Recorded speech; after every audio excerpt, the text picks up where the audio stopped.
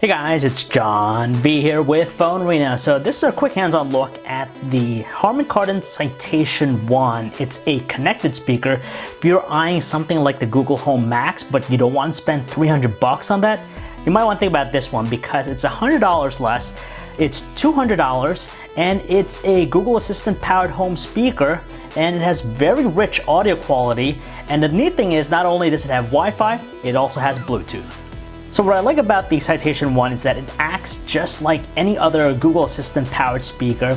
You could ask different types of questions, your commute to work, what the traffic is like, what the weather is like outside, and pretty much the same thing you do with a standard Google Home speaker, but you can do it here.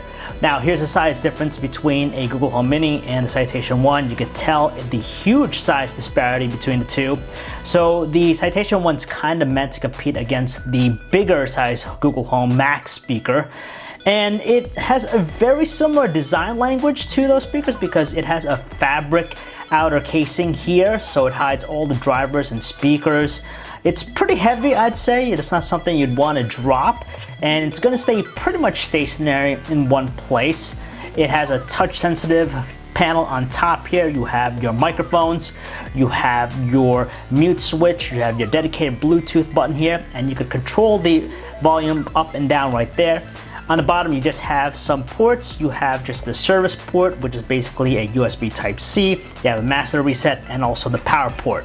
Getting it set up was pretty much a breeze. You just use your Android smartphone, you run the Google Home app, you connect this to your Wi-Fi network at home, and that's it. It's gonna always remain connected, but you do have the option of going to Bluetooth if you wish. Let's say you have a friend that's over and you don't really want them to connect to your network. You could connect via Bluetooth. That's always an option, which is great.